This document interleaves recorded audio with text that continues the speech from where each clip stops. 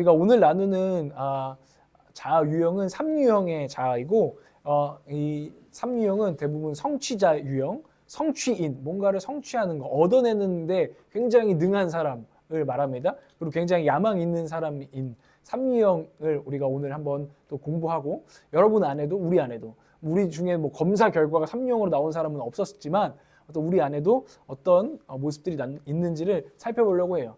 이 3유형의 아주 대표적인 성경 인물이 있습니다. 누굴까요? 성취하고자 했던 아주 강한 사람이 있습니다. 그 사람은 바로 야곱입니다. 야곱은 전형적인 3유형의 사람이라고 이 애니어그램을 전공한 사람들은 야곱을 그렇게 말해요. 야곱은요, 자신이 원하는 것은요, 속여서라도 얻어내야 되는 사람이에요. 그래서 장자권을 너무 둘째로 태어났는데 장자의 축복을 너무 받고 싶어서 자기를 첫째 형으로 속여요. 그래서 막 털을 막 덕지덕지 바르고 아빠한테 아버지 막 목소리도 이상하게 내가지고 속여서라도 장자권을 안수기들을 받아내죠. 그리고요, 이 사람은요, 대단한 사람인데 예쁜 아내를 얻고 싶었어요. 라헬이라고 했던 아주 예쁜 아내를 얻고 싶어서 삼촌 라반의 집에서 일을 합니다. 그런데 라반에게 속아서 라헬이 아니라 레아라는 아내를 얻는데도 불구하고 자기는 이 얻고자 하는 걸 얻지 못하면 직성이 안 풀려. 그럼 7년 더 일하겠습니다. 그래서라도 예쁜 아내를 얻어냅니다. 그리고 이 야곱은 많은 재물을 얻어냅니다. 여러 가지 꾀를 부려가지고 나는 부자가 될 거야. 내가 나중에 고향으로 돌아가는 날에는 난 금이 환영할 거야. 라는 이런 마음을 가지고 결국에는 진짜 이뤄내요. 결국에는 이것을 메이드 잇 해요. 이렇게 만들어냅니다. 그래서 진짜로 큰 무리를 이루고 아내도 거느리고 재산도 이루는 그런 성취자 유형의 사람인 것들을 우리는 보게 됩니다. 저는 그것이 오늘 일단 이런 사람들이 나쁘지 않다는 것들을 먼저 말씀드려요. 이런 사람들은 장점이 있죠. 왜냐하면 이런 사람들은 굉장히 효율적이고 유능한 사람들이에요. 꾀가 있고 지혜가 있는 사람이에요. 여러분들은 꾀 있는 사람 좀 싫어 이럴 수도 있지만 사실은 지내보면요, 센스 있는 사람이 훨씬 좋아요. 눈치 있는 사람이 좋죠. 사회생활 잘하는 거 때로는 얄밉지만 사회생활 잘하는 애들이 같이 지내보면 상사로서는 편하고 좋아요, 사실은. 그러니까 그런 사람들이 찾는 거 아니겠어요?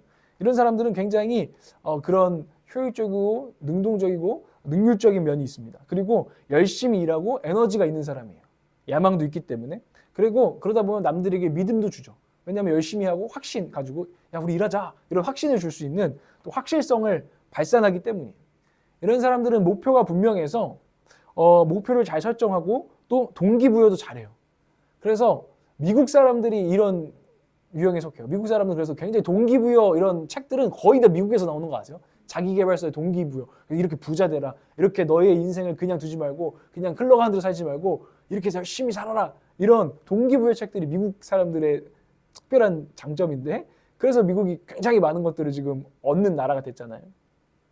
그런 것처럼 굉장히 동기부여도 잘 할 수 있는 그런 장점이 있습니다.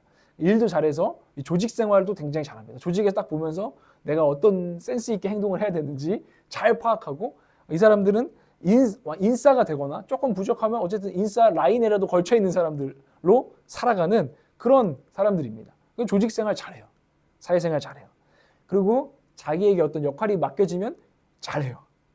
뭐든지 잘하는 유형입니다. 카멜레온 같은 사람이라고 부를 수 있어요. 거기에 맞춰서 자기 색깔을 센스 있게 잘 바꿀 수 있는 사람이죠. 그러니까 어디 사회생활 하면서도 그래도 여유가 있는 사람들이에요. 여유 있게 자기에 맡겨진 일들을 잘 이렇게 겪어내고 감당하고 또 잃을 건 잃으면서도 얻을 건 얻을 수 있는. 그래서 이 사람들 보면 대체로 동기부여하는 사람도 봐봐요. 그리고 그런 이제 자기계발서에 있는 분들이 막 말하실 때 어떤 느낌이 들죠? 낙천적이에요. 굉장히 긍정적이고 확신에 차 있는 이런 모습들이 있어서 어떤 인상을 주냐면 굉장히 정력적이고 생산적이다. 그리고 매력적이다. 라는 느낌을 주는 사람이에요. 21세기 이런 자본주의를 살고 있는 우리 시대에서는요. 이런 사람이 사실은 각광을 받고 있습니다. 그런 사람들이 우리 사회에서 리더가 되죠. 그래서 대부분의 자기 개발서들을 그런 사람들이 써내요. 이런 사람들은 또한 이제 멀티태스크를 잘하죠. 지금 세상에서도 멀티태스킹을 잘해야 되잖아요. 가정주부만 하는 사람 없잖아요. 커리어 우먼이 되면서도 집에서 가정일도 잘해서 모두가 잘하는 슈퍼맘 이런 것들이 우리가 되게 이상향으로 꼽는 모습으로 또 나오고 있잖아요. 이런 사람들이 이런 역할들을 다 잘 이렇게 소화해낼 수 있는 그런 특장점이 이들에게 있다는 거죠. 그러니까 한마디로는 이 사람들은 사회생활에서 만렙 같은 그런 사람들이고 또 자기 이미지를 참 좋은 능력 있고 잘 성공한 이미지를 잘 보여줄 수 있는 그런 사람이라고 할 수 있어요. 그런데 오늘 우리가 이제 보는 것은 이런 유형의 계속해서 어두운 면을 보게 되는데 그것은 뭐냐면 야곱은 얻어냈지만 아까 말했죠. 그 야곱이란 이름의 뜻이 속이는 자입니다. 이런 유형의 사람들은 사실은 기만에 잘 빠져요. 기만이라는 건 속이다라는 거예요. 잘 속인다는 거죠. 왜냐하면은 이 사람은 사실은 이미지에 집착이 강해요. 내가 성공한 사람으로 보이는 거, 행복한 사람으로 보이는 거. 그러다 보면 자꾸 사실은 진실을 조금 포장하고 가장하다 보면 거짓이 되고 그것이 거짓을 자꾸 초래하게 되는 거죠. 이해가 가시나요? 이미지가 너무나 중요하기 때문이에요. 이 유형에게 있어서. 요즘 우리가 사는 시대도 이미지 시대예요. 그래서 어느 순간 텍스트는 거의 안 봐요. 그러니까 글자를 잘 안 봐요. 그 인스타그램이 어느 순간 페이스북은 가고 텍스트로 이렇게 올렸던 페이스북의 시대는 가고 이제는 딱 사진으로만 계속 소통하고 있는 인스타그램이 지금 우리 안에 대세를 이루고 있죠. 그리고 우리가 어느 순간은 지금은 조금 지난 말 같지만 어쨌든 자기를 PR하는 시대. 그래서 인스타그램 하는 이유도 내 성공을 위해서 내 인플루언서로서 조금이라도 내가 영향력을 가질수록 돈 벌 기회가 많아지고 성공할 확률이 높아지고 그러니까 너도 나도 인스타그램 같은 거를 좀 제대로 해보자. 이런 분위기들이 우리 가운데 있고 그 인스타그램을 통해서 사실은 자기를 PR하는 거죠. 자기를 선전하는 거. 난 이런 사람이고 난 행복하고 난 성공한 사람이고 난 능력 있는 사람이야. 이런 것들을 결국에는 보여주는 이런 시대 가운데에서 이들은 당연히 이렇게 자꾸 거짓을 자꾸 초래하게 된다는 거예요. 사실은. 광고가 진짜 넘치는 어느 시대보다 우리 넘치는 시대를 살고 있어요. 광고도 뭐죠? 사실은 좋은 이미지를 보여주는 거예요. 나쁜 건 가리고 좋은 건 보여주고. 이것. 그런데 이것이 자칫하면 영적으로 보면 또 좀 깊이 보면 기만이라는 거예요. 기만. 그래서 이게 어떤 문제가 점점 생기냐면 그냥 좋은 모습 보여주는 거 당연한 거 아니야? 사람의 당연한 권리 아니야? 이렇게 할 수 있지만 이 자아가 너무나 우리를 집어삼키기 시작할 때 우리가 처음 이야기한 것처럼 그럴 때는 가장 먼저는 자기 자신을 점점 속이게 돼요. 자기 자신을. 그러니까 거짓말하는 사람들이요. 자기가 거짓말하는 걸 난 지금 거짓말하고 있어. 이렇게 하고 거짓말할 것 같으세요? 근데 생각보다 사람을 심리적으로 보면은 그렇지 않대요. 거짓말하는 사람은요. 자기도 그 거짓말을 자기가 먼저 자기한테 납득을 시켜서 자기가 먼저 속는데요. 이해가 가세요? 옛날에 제가 몇 번 드린 적이 있을 얘기일 수도 있는데 저희 교수님이 저한테 그 얘기를 해주셨어요. 자동차 딜러 있죠. 딜러 중에 제일 능력 좋고 수완 좋은 딜러들 누군 줄 아냐? 지가 파는 거를 진짜 믿고 파는 애들이다. 이 자동차는 진짜 최고 좋은 자동차야. 이런 기회는 없어. 이거를 자기 스스로 납득을 시키고 파는 애들이 진짜 사람들한테 가서도 확신을 주고 해서 잘 판다는 거예요. 내가 거짓말하고 있어. 이거를 생각하면서 그렇게 할 수가 없다는 거예요. 그래서 그런 얘기를 했는데 뭐 보험을 팔든 아니면 정치인이 어떤 자기 이상을 팔든 정치인들 막 그 자기 이상을 말하면서 눈물까지 흘리고서 나중에 딴 모습을 보여주잖아요. 그럼 우리는 거짓말이 하지만 그 사람들은 그 거짓말할 때 사실은 자기 자신조차 속이고 납득시켰다라는 얘기예요. 이해가세요? 이 기만은 그래서 첫 번째로 자기를 속이면서 시작된다는 거예요. 그래서 자기 신념도 이러다 보면 사실은 이랬다 저랬다 할 수밖에 없죠. 왜냐면 그때 자기가 팔아야 되는 것을 그냥 믿을 뿐이니까. 근데 이런 사람들은 또 자기 자신을 잃어버리는데 자기 신념도 사실은 그러면서 면에서 줏대가 없고요. 자꾸 자기 자신을 기만하다 보면 자꾸 이리 갔다 저리 갔다 하다 보면 자기 감정도 자꾸 꾸민 감정이 된대요. 예를 들면 이런 거예요. 좋게 보면 사회성이에요. 누가 힘들어. 그러면 대번에 어떡해 이런 표정을 막 지어요. 그리고 막 그런 감정을 좀 자아내요. 근데 사실은 연기하고 있을 수 있다는 거예요. 자기는 사실 그렇게 슬프지 않아. 근데 사회적으로 그런 감정을 내비쳐야 된다는 걸 너무나 잘 알고 있는 거죠. 그래서 그런 꾸민 감정, 진짜 자기의 감정보다는 사회적으로 또 성공할 만한 또 역할에 맞는 그 꾸민 감정들로 자기 자신을 결국에는 조금씩 또 속이게 된다는 거예요. 그러다 보면 사실은 자기 자신이 진짜 뭘 믿고 있고 뭘 가치 있게 생각하는지 자기가 진짜 어떤 감정과 마음을 가지고 있는지를 어느 순간은 이제 놓쳐버리는 거죠. 그러니까 이런 사람들은 자기를 기만하다 보면 배우처럼 살아간다는 거예요. 우리가 그렇게 될 수 있다는 거죠. 배우처럼 사는 거. 성공한 이미지, 행복한 모습들, 이미지를 자꾸 집착하다 보면 배우처럼 살게 된다는 거예요. 그러면 진정한 자신을 잃어버리죠. 자, 그래서 이런 이야기를 한번 써봐도 좋겠다. 이런 수많은 모티브로 한 이야기가 있는데 이런 거예요. 사탄이 등장해요. 야, 사탄이 유혹하죠. 너 자기 자신만 잃어버리면 네가 될 수 있는 누구든지 될 수 있게 해줄게. 이 유혹이 기만의 유혹이에요. 자기 기만의 유혹. 나는 잃어버리고 그 대신 누구든지 될 수 있는, 연기하고 역할 갈아치우면서 배우로 살아갈 수 있는 이 기만의 함정이 이 삼류형 인간의 어두움이라는 거예요. 그러다 보면요, 이게 계속 이어지면 어디로 가냐면 피상적인 인간이 될 수 있습니다. 따라해볼까요? 피상적 인간. 굉장히 얕은 사람이라는 거예요, 사실은. 좀 기분 나쁜 말일 수도 있지만 우리가 어느 순간 너무 얕아지는 거죠. 피상적인 인간이 될 수 있다는 거죠. 이미지에 집착하는 영혼은 누군가에게 보여지는 것이 중요하고 그것이 진실이기 때문에 진짜 내 내면과 심오함을 갈망하지 않아요. 심오해 보이기를 원할지는 몰라요. 저 사람 보니까 사람들이 날 봤을 때 그래도 좀 깊이가 있어 보였으면 좋겠어. 심오해 보였으면 좋겠어. 가벼운 사람이라고 난 보이고 싶지가 않아.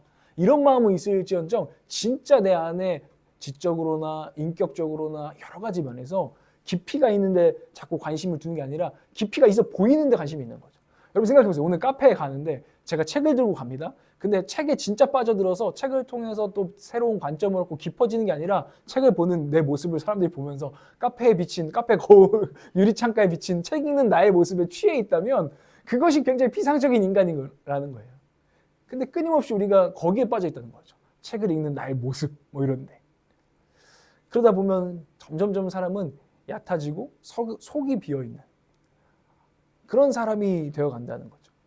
그리고 울리는 꽹과리처럼 늘 그냥 분주하기만 한, 그냥 빨리빨리 그냥 모든 일들을 쳐내기만 하는 그런 집중력이 흐트러진, 속이 꽉 차지 않은 그런 영혼으로 우리가 흘러간다는 거죠. 그리고 이 3번 유형의 또 다른 또 어두움이 있는데 그거는 극도의 실용주의예요. 극도의 실용주의. 극도의 실용주의에 빠질 수 있다는 거죠.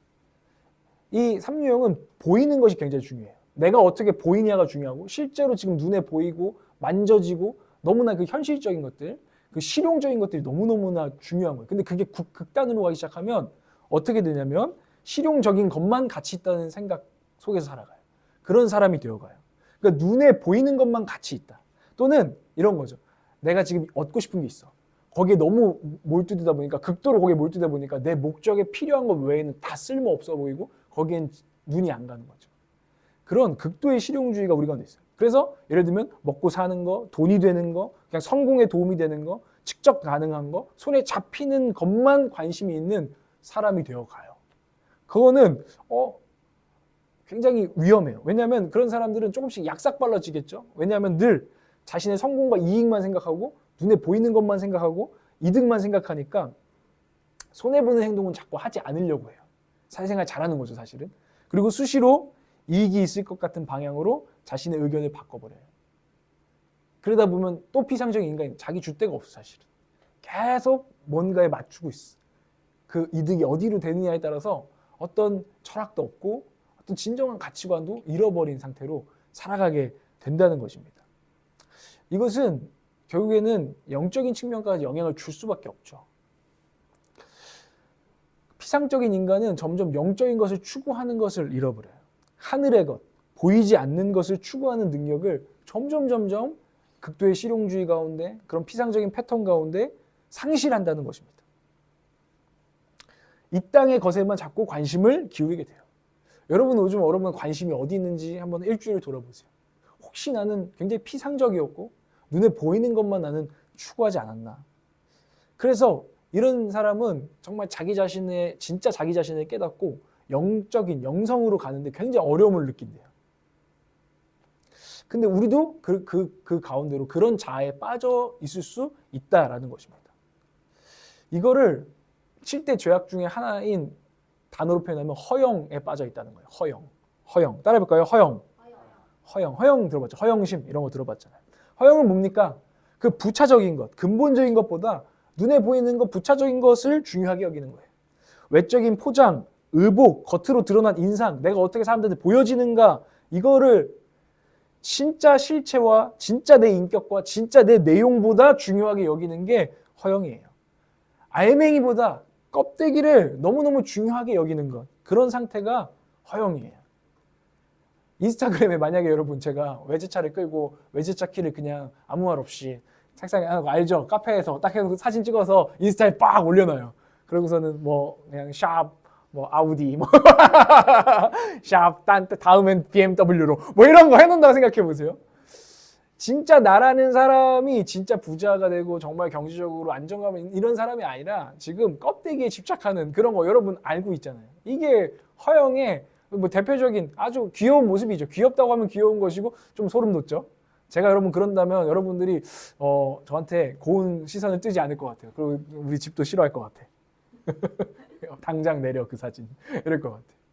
제가 예를 들었지만 허영심, 이 허영심이 우리 가운데 허영에 빠질 수 있다는 거예요. 그래서 어느 순간 진짜 이 사람에게도 이것은 파괴적이죠. 속빈 강정이 되는 거죠. 정말 속빈 강정 같은 사람이 되는 거죠. 허영을 헛된 영광을 추구한다라는 거예요. 헛된 영광을 추구하고 제가 허영을 묵상할 때마다 이런 말이 떠올랐어요. 허한 영혼, 공허한 영혼이 허영이구나. 여기에 빠진다는 거예요. 이것이 개인적으로도 이런 문제가 있지만 이것은 계속해서 확장됩니다. 첫 번째로는 이웃을 진실하게 대하지 못해요.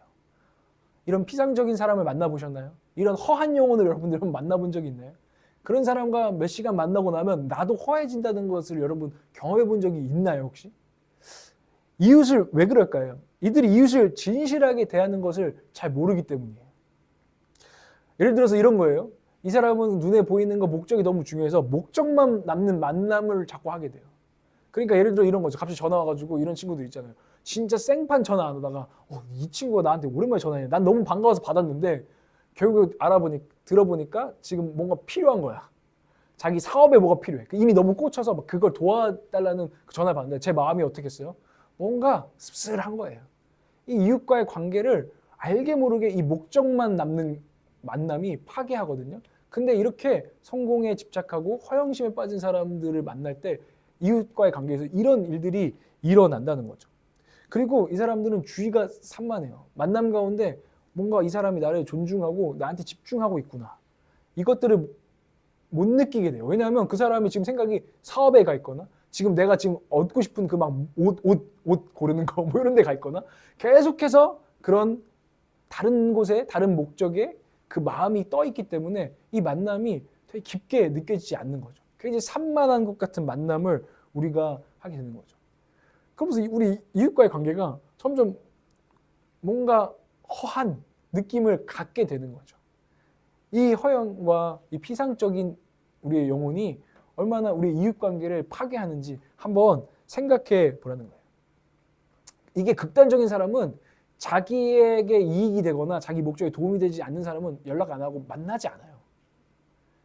하나님은 근데 뭘 원하시죠? 그것과 상관없이 이웃을 사랑하고 관심이 있기를 원하는데 이런 자아에 깊이 빠져들고 이런 자가 우리를 먹으면 그런 이웃들을 만나지도 않을 뿐더러 심지어 무시할 수 있어요.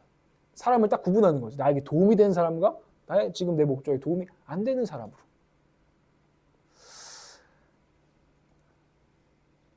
그리고 그냥 관계가 진짜 깊고 진짜 친해야 되잖아. 근데 그냥 그런 것만 원하는 거죠. 사람들한테도 우리 친해. 이걸 보여주고 싶고 우리 행복해. 이걸 그냥 우리 관계가 그냥 보여주는 관계.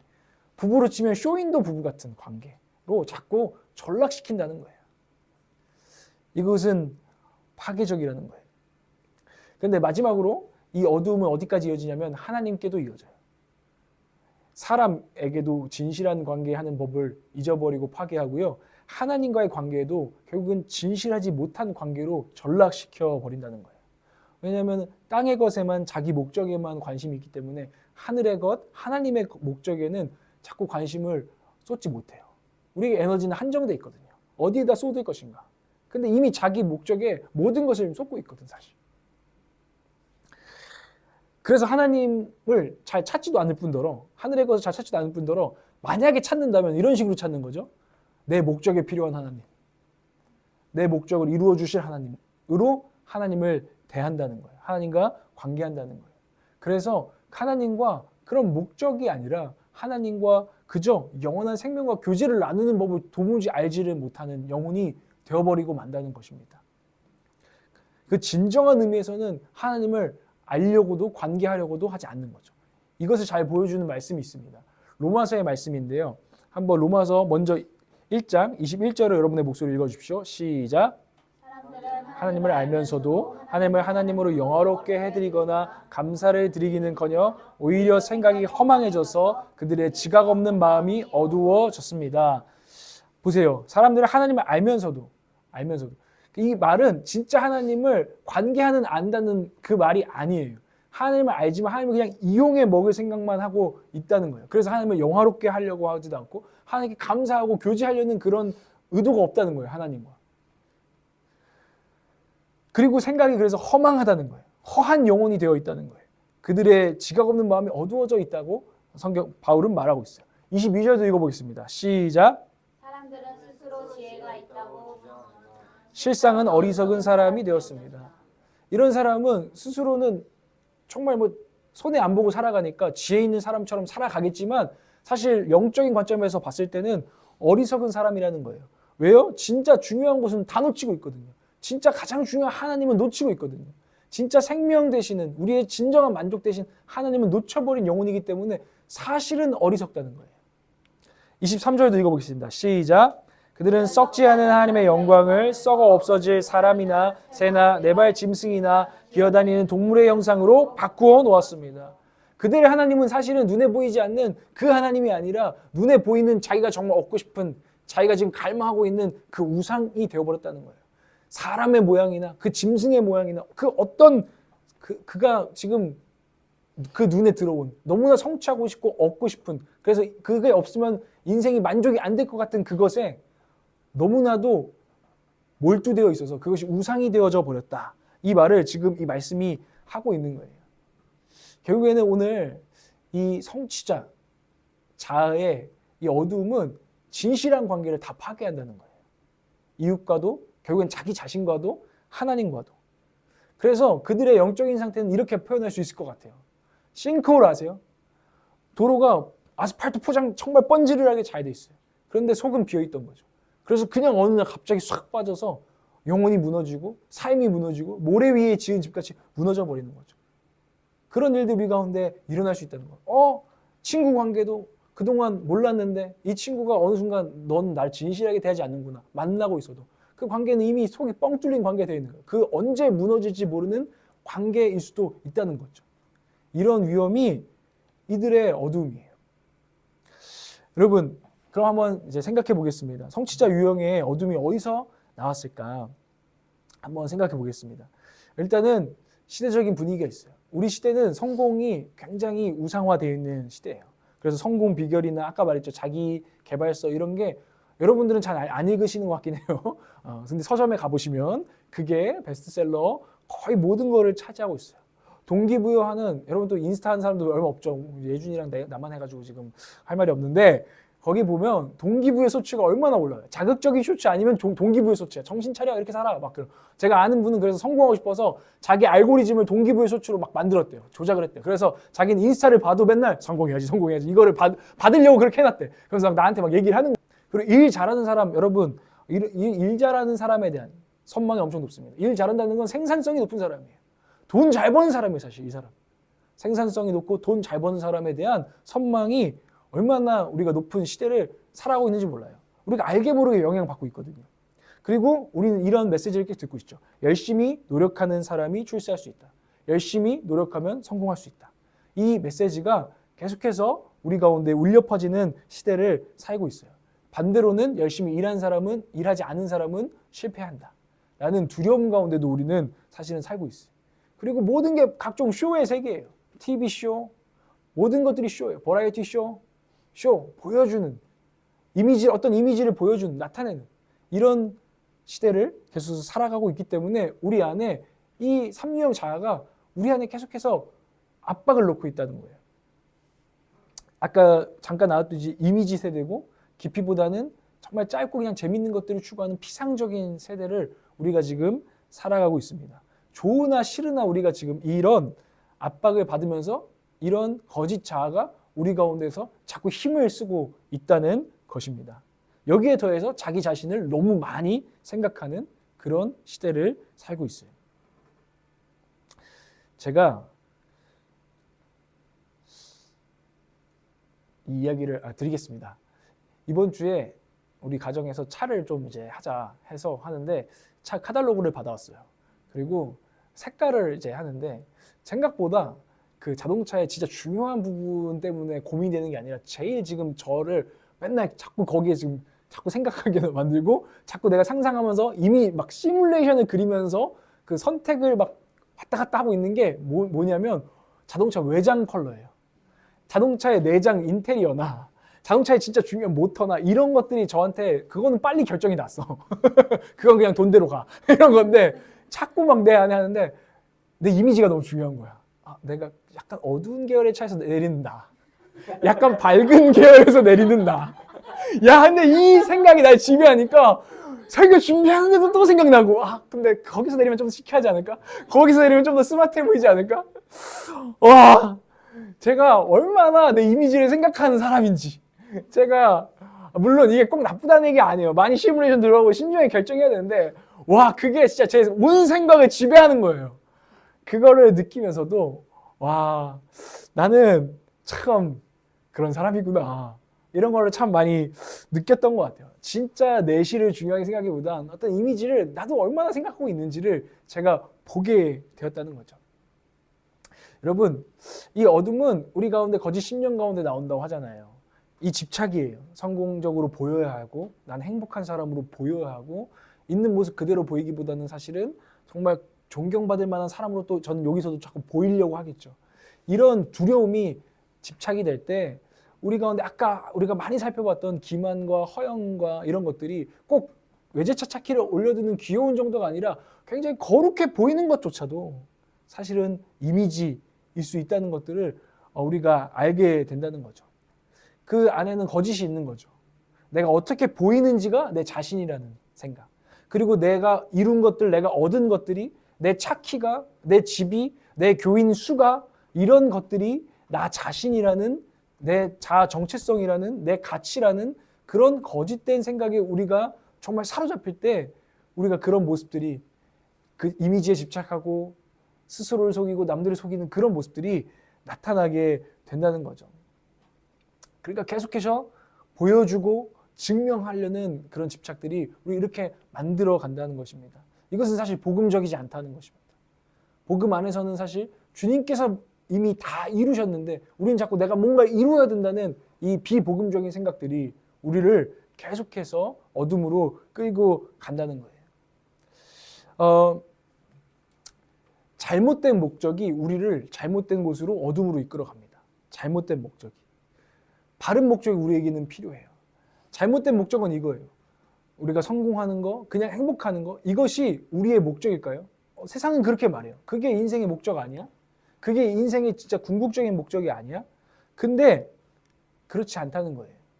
이따가 그럼 예수 그리스도께서 말씀하시는 궁극적인 진짜 목적을 우리는 오늘 발견해야 되는 것이죠. 그런데 그 전에 보세요. 여러분들이 제가 성공과 행복이 진짜 목적이 아니라 예수님께서 말하는 진짜 목적 가르쳐 드리겠습니다 해도요.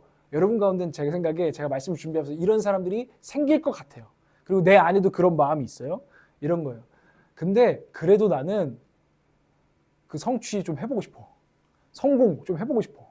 나도 좀 이런 남자들끼리 이런 얘기 하거든요. 가끔씩. 야, 나도 한번 하루만 쥐처럼 살아보면 안 되냐? 이런 얘기를 남자애들을 막 하는 애들이 있어요. 그런 것처럼 내가 한 번쯤은 그래도 큰 성공과 큰 성취를 이 미련을 못 포기하고 나는 꼭 누려봐야겠어 라는 집착이 우리 가운데 있을 수도 있어요. 저는 그게 너무 공감이 되고 제 안에도 있다는 것을 여러분들한테 고백합니다. 그래서 오늘 허한 영웅은 오케이 좋아요 전사님 좋습니다. 근데 허한 영웅이 되더라도 GD나 아이콘이나 이런 애들처럼 성공 다 하고 나서 막 공허해 이런 노래 있잖아요. 성공 엄청 성공하고 공허해 하고 막 I'm so lonely lonely lonely 막 이런 거 있잖아. 난 그런 거 그러니까 솔로몬처럼 다 잃어보고 다 맛보고 다 성취해보고 해보고 나서 헛되도다. 이 말을 해야지 간지지. 루저처럼 결국에는 이루어보지도 못해놓고 아니야 그건 헛돼 이렇게 말하는 거 이거 내 자존심상 허락하지 못하겠어. 받아들이지 못하겠어. 이런 분들도 있을 수 있다라고 묵상을 했어요. 여러분 어떠십니까? 한 번쯤은 GD처럼 아니면 여자분들은 누군지 모르겠는데 그런 사람들처럼 나도 성공과 성취를 누려보고 싶다. 그리고 우리 안에는 또 그런 자아가 우리에게 자극할 것입니다. 야 거기까지 가보고 말해. 뭐 허해? 거기까지 가보고 말해. 이런 식으로 우리를 붙잡을 거예요. 근데 여러분 생각해 보세요. 왜냐하면 여러분의 마음에 좀 이런 것들을 제거하고 주님의 궁극적인 목적을 좀 들어야 하기 때문이에요. 여러분 우리가 솔로몬이나 G드래곤이나 그 어떤 사람들처럼 그만한 우리가 성공과 성취를 우리 평생에 다 이루실 수 있을까요? 전 여러분들이 그런 사람이 나오면 좋겠습니다. 좋겠습니다. 정말 그렇습니다. 그런데 다 그렇게 성공하고 성취할 수 없어요. 그리고 심지어 어느 정도 성공하더라도 늘 더 성공한 사람들은 남아있다는 것을 우리가 너무나 잘 알고 있어요. 너무 지금 다들 전사님 우리의 꿈과 희망을 지금 박살내시네요. 이럴 수도 있지만 그것이 꼭 지혜롭진 않다는 거예요. 내가 다 이뤄보고 나면은 그 뒤로 내가 이게 허무한지 안 허무한지 말할게. 이렇게 우리가 생각하는 것은 지혜롭지 않다는 거예요. 오히려 주님의 지혜에 우리의 생각들을 좀 내려놓고 그 시대가 우리 가운데 자꾸 자극하는 생각들 그런 것 고집들을 좀 내려놓고 오늘 허한 영혼에게 주시는 주님의 진정한 목적, 바른 목적을 궁극적인 목적을 발견할 필요가 있는 줄 믿습니다. 믿으시기 바랍니다. 제가 다 잘 표현은 못했지만 알아들으셨길 바랍니다. 여러분 진리의 빛으로 나아오십시오. 오늘 주님의 말씀으로 나아갈 텐데요. 먼저는 우리의 허영을 깨트리시는 주님의 말씀을 함께 보기를 원합니다. 오늘 우리가 읽은 본문은 과부의 헌금 이야기예요. 예수님께서는 헌금함을 지켜보고 계셨어요. 헌금함에 돈 넣는 사람들의 모습을 지켜보고 계셨어요. 이 말씀은 설명이 좀 필요한데 이스라엘은 의무적으로 내는 세금처럼 헌금을 냈었어요. 그런데요 그 의무 말고도요 그 자발적으로 드리는 헌금이 또 따로 있었어요. 그게 낙헌제예요. 떨어뜨리는 거예요. 그래서 동전을 항아리에 떨어뜨리는 낙헌제죠. 오늘 이 헌금은 오늘 과부의 헌금 이야기 헌금은 낙헌제 헌금이에요. 뭔가를 지금 주님께 떨어뜨리는 자발적으로 하나님을 사랑하는 것을 표현하기 위해서 떨어뜨리는 낙헌제 헌금을 하는 것이 배경입니다. 근데 방금 말씀드렸듯이 당시 헌금은 은이나 금으로 만든 동전이었죠. 동전. 지폐나 이런 게 아니라 동전이었어요. 그래서 공개적인 장소에 그 돈 항아리가 있는 거죠. 헌금 넣는 낙헌제 항아리가 있는 거죠. 그런데 그 동전을 딱 쏟아 부을 때면은 소리가 났겠어요, 안 났겠어요? 은이나 금이니까 쨍그랑 소리가 났겠죠. 그리고 그 소리에 따라서 몇 푼 넣구나.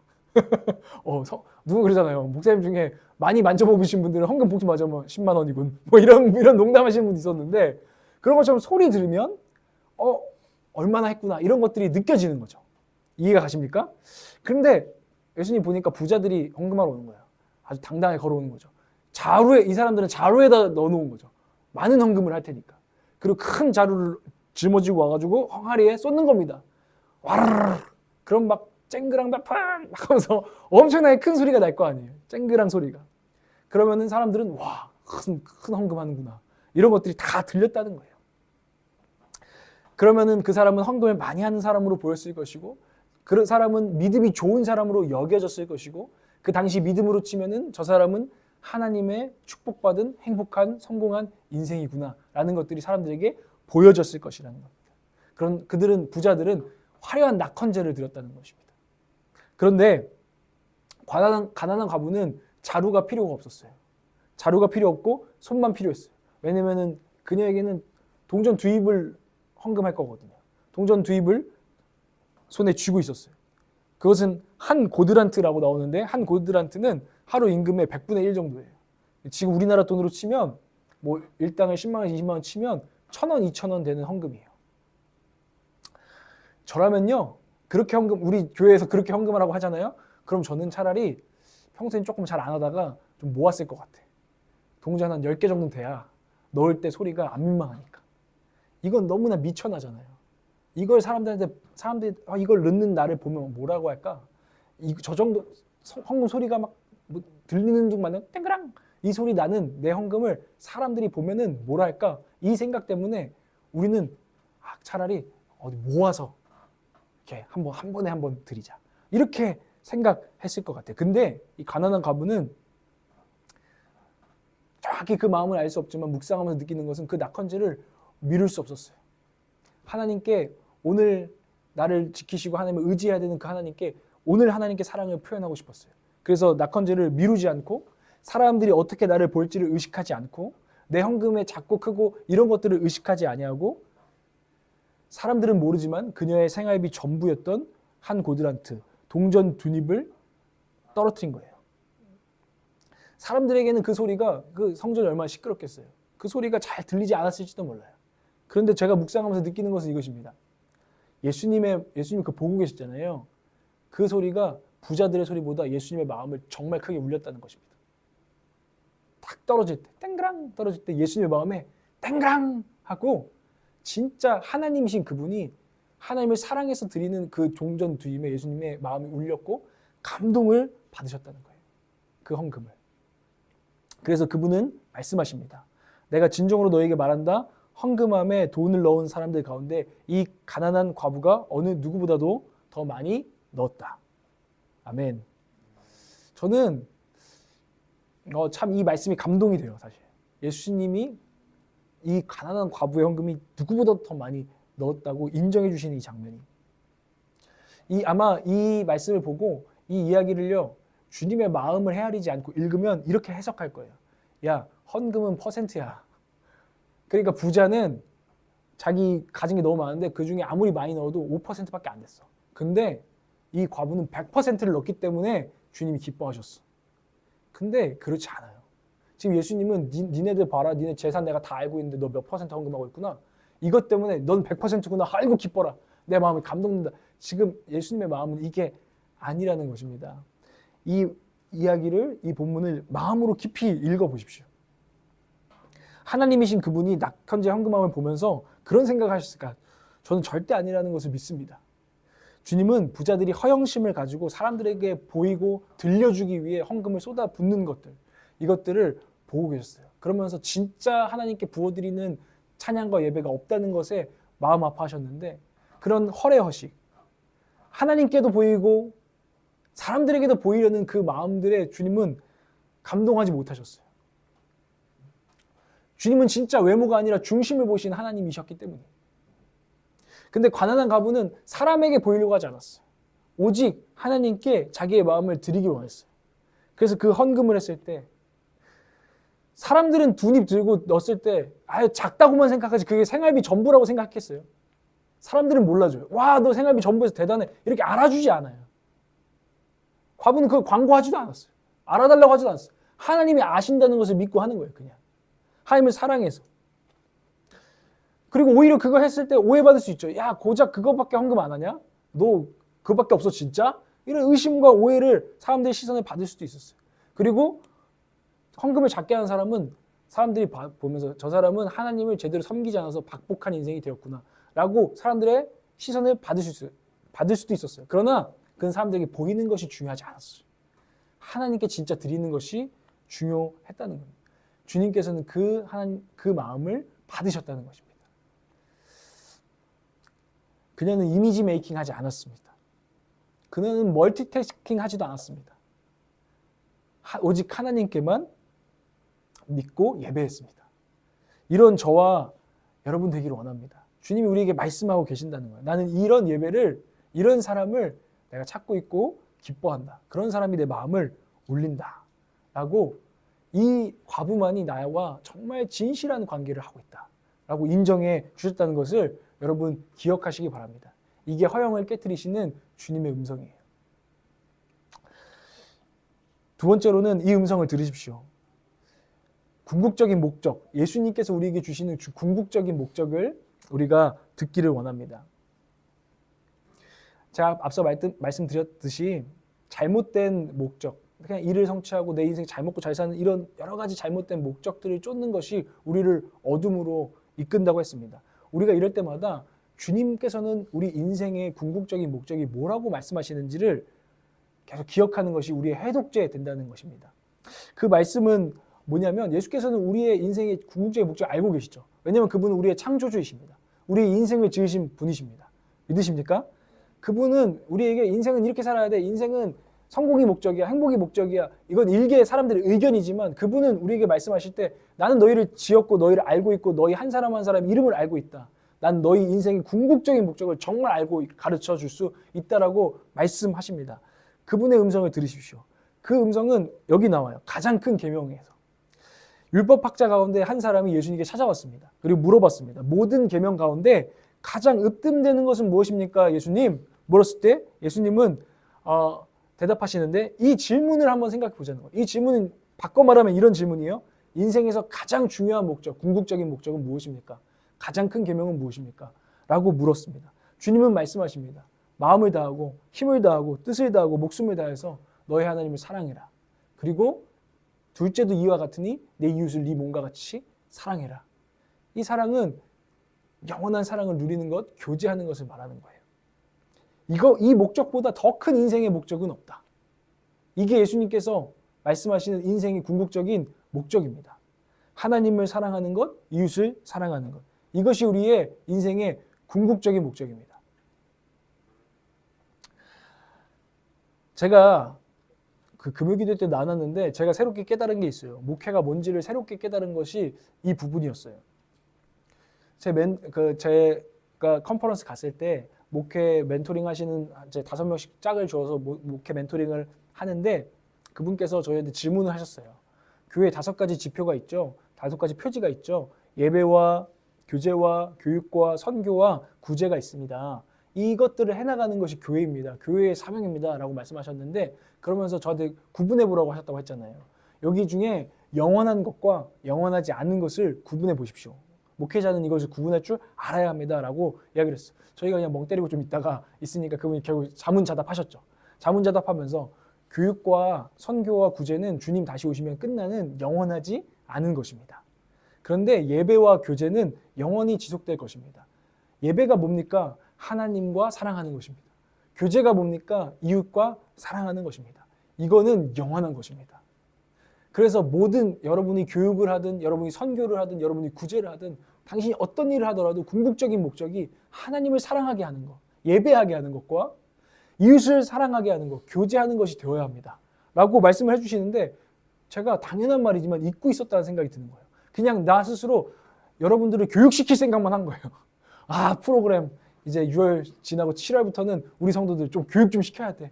성경 공부 시켜야 돼. 교육을 해야 돼. 근데 궁극적인 목적이 결국에는 그 교육을 통해서 여러분이 하나님을 더 잘 알게 되고 또 가정에서 가정을 더 사랑하게 되고 우리 교회 성도들 간에 더 사랑하는 법을 배워가는 거. 이게 궁극적인 목적인데 그것을 좀 놓치고 단지 그냥 뭔가 지식을 가르쳐 주는 데만 제가 막 혈안이 되어 있었다는 것을 제가 발견하고 내가 그때 이 궁극적인 목적을 꼭 붙들어야겠다라는 생각을 하게 되었어요.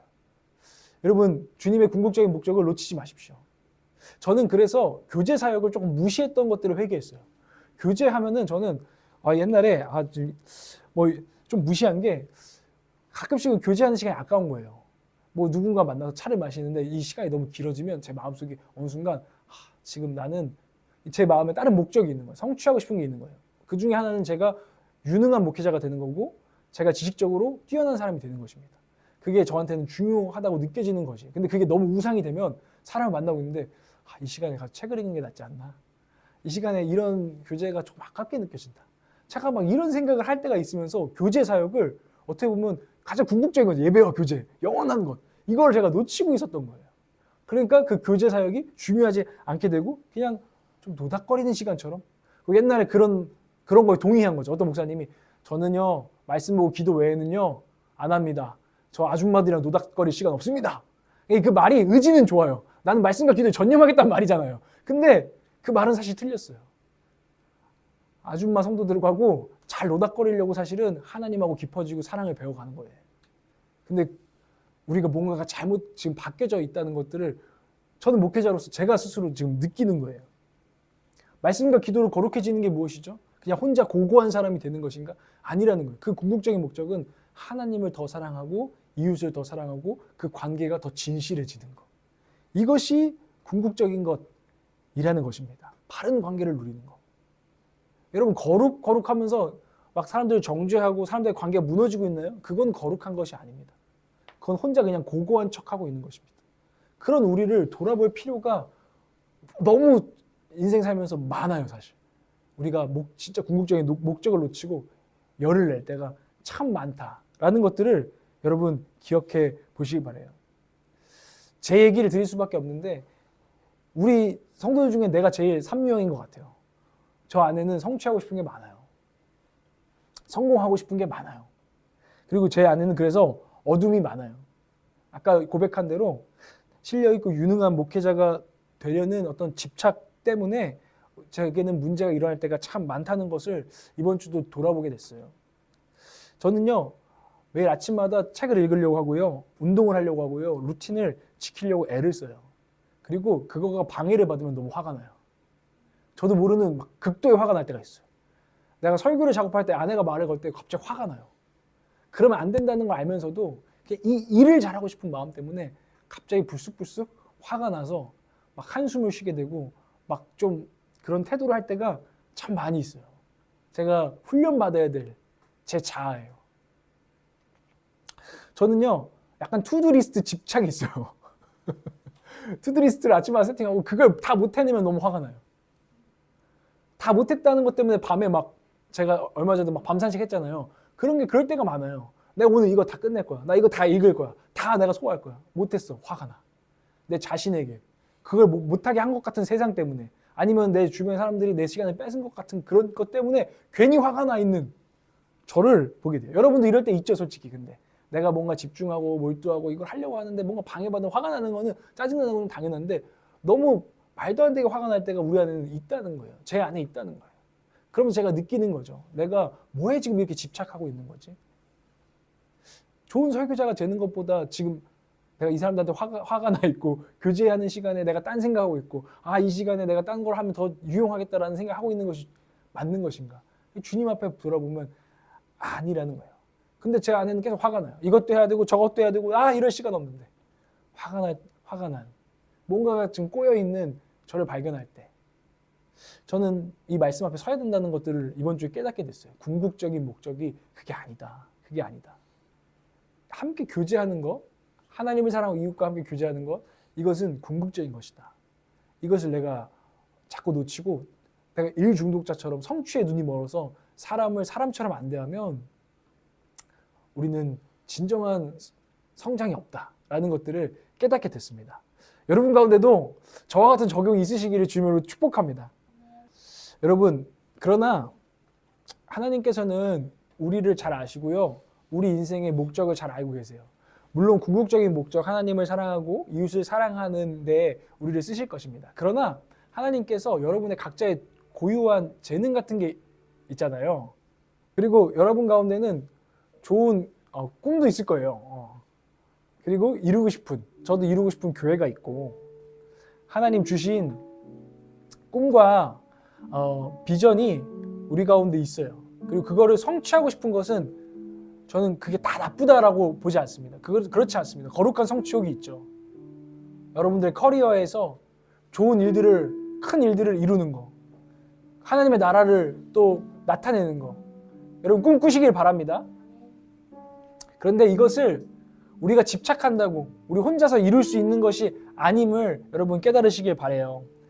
하나님께서는 그러나 진짜 우리가 만족할 만한 진정한 성취를 또 예비하고 계시다는 것을 믿음으로 우리가 살아가기를 원합니다. 이에 대한 기가 막힌 이야기가 있어요. 그 이야기로 오늘 들려드리려고 해요. 니글의 이파리라는 유명한 단편 소설이에요. 그 내용을 알려드릴게요. 니글은 화가였어요.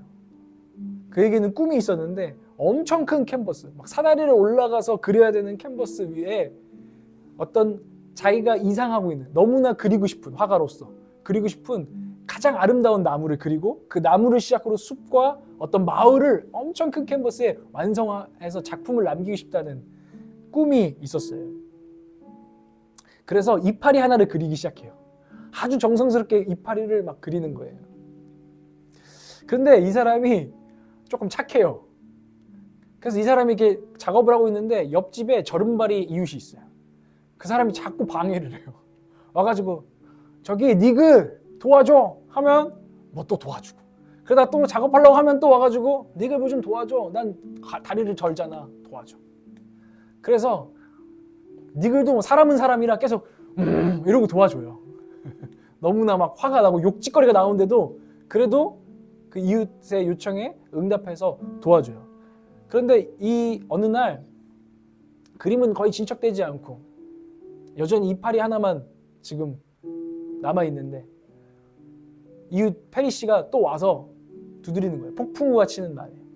그래가지고 들어보니까 아내가 지금 너무 아파서 자기는 저른발이니까 저 산 너머에, 이 사람들이 산동네에 살고 있었거든요. 산 너머에 의사가 있는데 의사를 좀 데리러 가줄 수 있겠냐.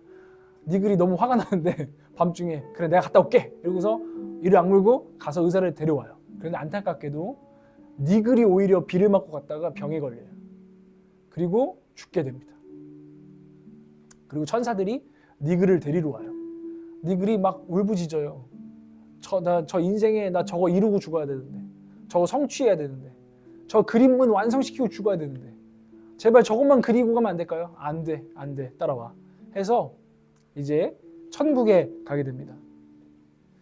그리고 사람들은 나중에 니글의 유품을 정리할 때 큰 캔버스에 이파리 하나만 있는 그 캔버스를 가지고 박물관에 가져가서 니글의 이파리, 이웃들을 잘 도와줬던 그 니글을 기려서 니글의 이파리라고 이렇게 작품명을 해놓고 전시를 그냥 해놓게 됩니다. 그리고 천국에 그 니글은 가게 됐죠.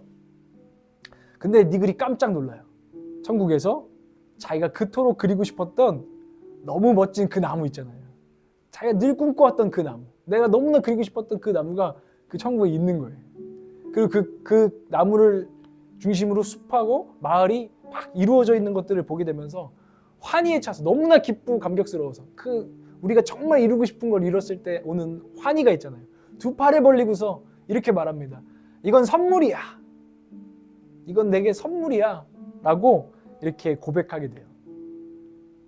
제가 오늘 이 니글의 이파리 이야기를 드리는 이유는 하나님께서 우리 인생 가운데 우리 누가 원하는 만큼 우리 인생 가운데 이루지 못할지 몰라요.